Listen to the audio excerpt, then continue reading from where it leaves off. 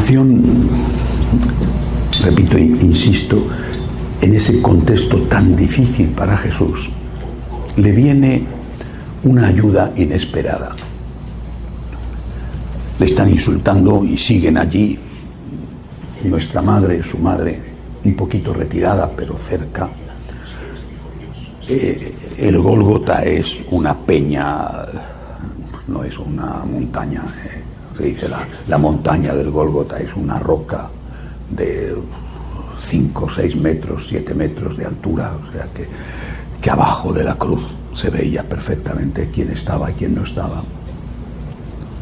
Pero junto a él, más cerca que su mamá, estaban 2 ladrones que estaban crucificados, uno a su izquierda y otro a su derecha. Uno de ellos, no sabemos muy bien el nombre, ¿no? Hay una tradición, ¿no? Pero bueno, son nombres que no se conocen bien. Uno de ellos empezó a insultarle. Se unió al coro de sus enemigos, empezó a insultarle. Y ese insulto provocó una reacción, pero la provocó de parte del otro, que sí que estaba a favor de Jesús, del que estaba al otro lado. Su nombre sí que le conocemos, San Dimas. Es decir, el ataque a Cristo por parte de uno que moría con él a su lado, que sí que era culpable, ese ataque a Cristo genera una defensa de Cristo. Pero la defensa la va a ejecutar no un santo. Allí estaba San Juan, los demás no estaban siquiera. San Juan al lado de la Virgen.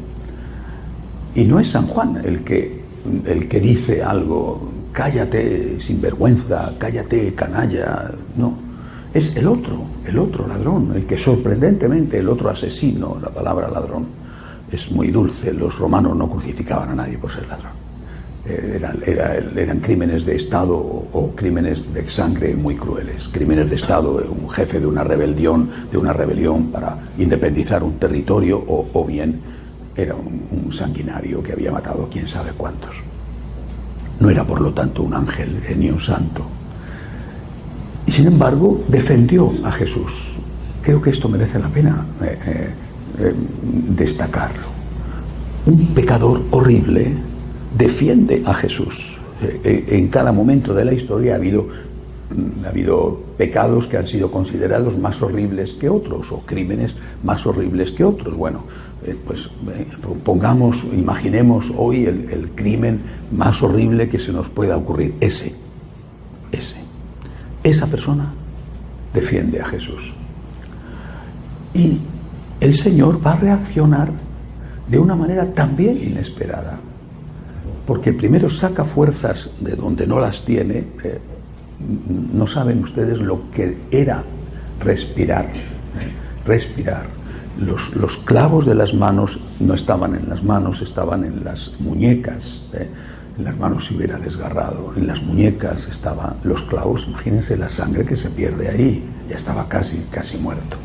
Pero luego no solamente eso, el clavo de los pies que atravesaba los 2 pies le fijaba a la cruz, y para respirar, como colgaba de las muñecas, no podía respirar si no se apoyaba en el clavo de la cruz, subía un poco para poder llenar los pulmones de aire, y después a continuación se dejaba caer de nuevo. Cada respiración, esto era un dolor tan espantoso.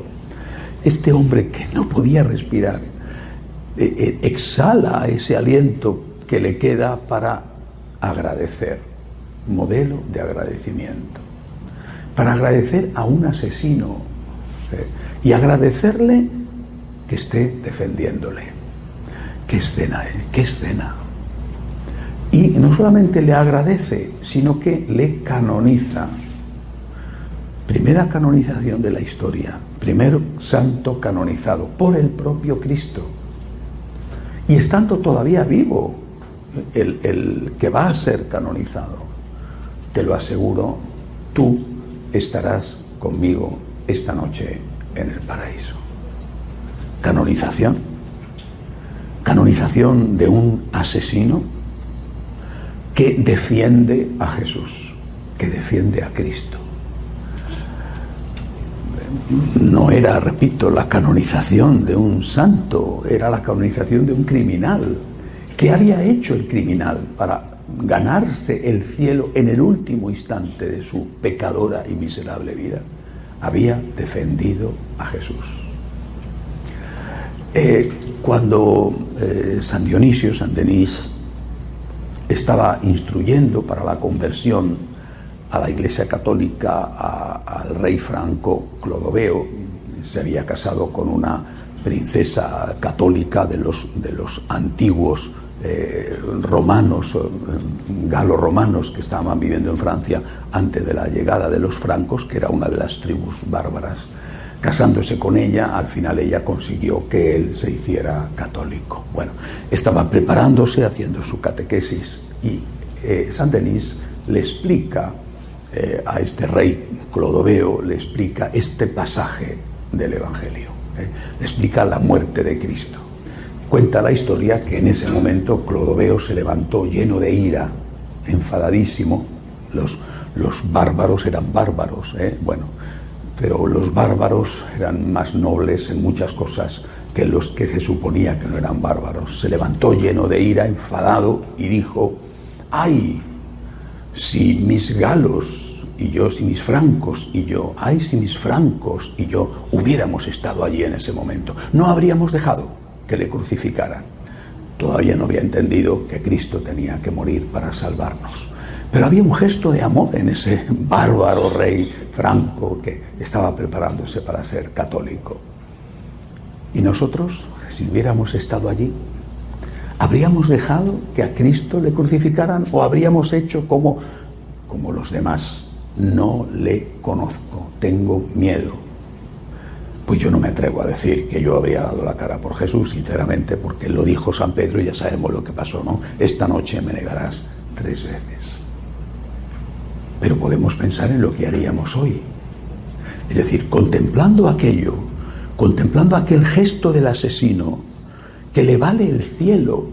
Es decir, el Señor salva al que le defiende, cumple una promesa.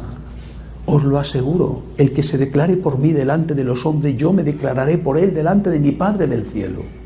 Cumple una promesa. Hay una obra de misericordia, dar de comer al hambriento. Hay una obra de misericordia, enseñar al que no sabe. Hay una obra de misericordia, defender a Jesús. Defender a Jesús. Puedes ser un pecador, pero defiendes a Jesús. Y eso, repito, ahí está en el Evangelio. Lo ha considerado así siempre la Iglesia. Le ganó el cielo en el último instante, porque Jesús murió muy poco después y el otro, como sabemos, fue la última tortura, que fue que le rompieron las piernas como al otro ladrón, para que acelerar la hora de su muerte, porque era viernes y tenían que morir esa tarde sin falta. Pues nosotros también vivimos en una época en la que Jesús es acosado, insultado, perseguido por los enemigos de fuera y por los enemigos de dentro. Los enemigos de fuera están siempre ahí, esos no han faltado nunca, ¿verdad? Y los enemigos de dentro, que sorprendentemente aparecen cuando nadie lo podía imaginar, después de tantos años de pontificado de San Juan Pablo II y los años de pontificado del Papa Benedicto, de repente descubres una iglesia que no conocías, que no imaginabas, o que pensabas que era una historia del pasado. Los que quieren la nueva iglesia, los que en la práctica niegan la divinidad de Jesús porque consideran que sus enseñanzas hay que cambiarlas. Es decir, si son enseñanzas de Dios no se pueden tocar, si son enseñanzas de un hombre sí. Pedir que se cambien significa negar que son enseñanzas de Dios, negar la divinidad de Cristo. Esta es la clave de la batalla en este momento. Bueno, pues, ¿qué haremos ahora? ¿Qué haremos ahora? ¿Qué harán ustedes los laicos? ¿Qué haremos los curas? Porque a San Dimas, el buen ladrón, ya no le podían hacer nada más, evidente, le quedaban minutos para morir, ya no le podían hacer nada más. Pero a nosotros sí, mucho. El Señor lo dijo, os expulsarán de las sinagogas. Pero, añadió, el que persevere hasta el final se salvará. ¿Qué haremos nosotros? Es en eso que tenemos que pensar al escuchar esta palabra de Jesús. El que se declare por mí delante de los hombres, yo me declararé por él delante de mi Padre del cielo. Pero ¿quién se declarará por él? ¿Quién dirá, yo no puedo traicionarte, yo no puedo renegarte? Yo, Señor, creo en que tú eres Dios y creo en tus divinas palabras y creo en tu iglesia, que es una, santa, católica y apostólica. Y creo que esta iglesia es tu iglesia, que ha sido tu iglesia durante 2000 años. Y no puedo, Señor, no puedo, sin traicionarte, aceptar la nueva iglesia. No puedo. Y vendrá lo que tenga que venir, pero no puedo. Quizá algunos puedan, porque hay gente para todo, ¿verdad? Yo no puedo aceptar la nueva iglesia. Creo en tus divinas palabras. Creo, Señor, que tú eres Dios y que nada de lo que está escrito en el Evangelio se puede tocar. El cielo y la tierra pasarán, pero mis palabras no pasarán. Yo creo en esto, Señor. ¿Me tocará? ¿Qué sé yo? No lo sé. Solamente te pido dos cosas. Dame la fuerza, porque sin tu gracia no puedo. Y en segundo lugar, acuérdate de mí cuando llegue la hora de estar o no estar en el paraíso, cuando llegue la hora del juicio. Pero ahora, digámosle a Jesús esto.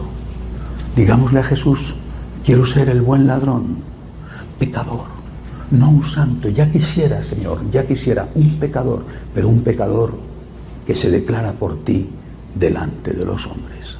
Un pecador que dice, yo creo en ti, Señor, yo creo en ti, tú eres Dios, y tus palabras, Señor, son aquellas que tienen que regir, dirigir mi vida.